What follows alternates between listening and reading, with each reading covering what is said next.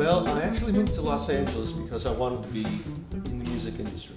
I had mixed live sound, and I knew I wanted to do serious studio work because I wanted to understand music. I wanted to understand what it was that music was. So in moving to Los Angeles, I got a staff position at Westlake Studios because not only do they do a lot of recordings with many artists here in the United States, but a lot of international artists come to LA to work at Westlake Studios. So I got to meet a lot of different and varied people. And there's nothing like having a job where you get to look over the shoulders of these famous, accomplished people. It's kind of like being the fly on the wall, and not just being able to observe, but actually being part of the process itself. And in the course of doing so, I started as the assistant engineer on the first Quincy project that I did. And which one was that? That was actually the Lena Horne live on Broadway. And at that time I was kind of learning the ropes. I was finding out the dynamic. Quincy had what he called his A-team. Now Quincy's A-team was those people, that group of people that supported him in his work, that he knew he could call on and he knew exactly what they would deliver.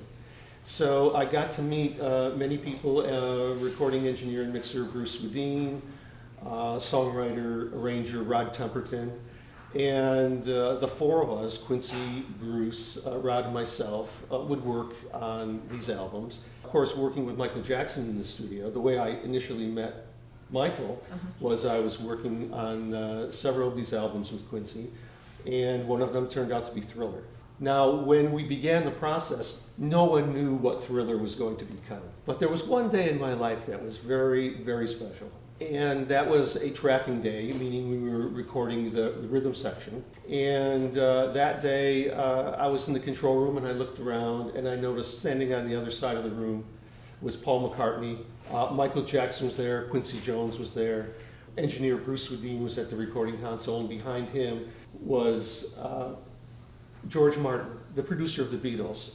But basically working on the album, we weren't aware of what it was going to become, so everyone was focused on the music. And that was the thing that so impressed me that day, because I realized this is my opportunity to see exactly how these things worked. And the interaction between Michael and Paul, I mean, we have two of the most talented musical people on the planet. But I realized what I have to do is I have to open myself up and understand and observe as much as I can, absorb everything that's happening.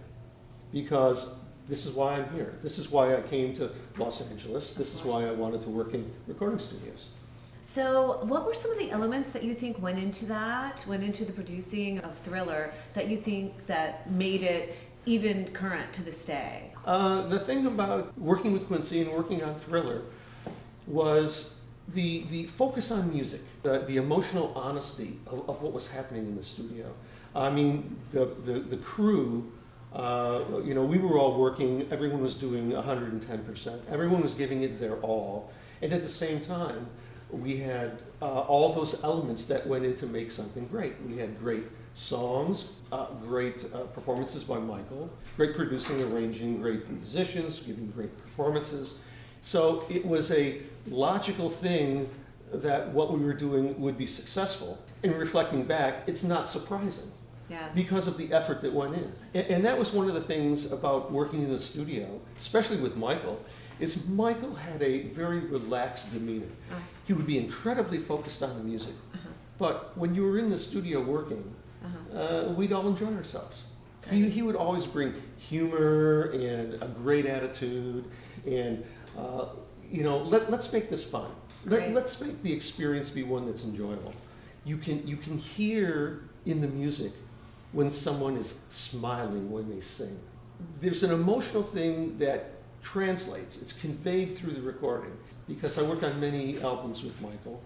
Thriller, Bad, Dangerous, History.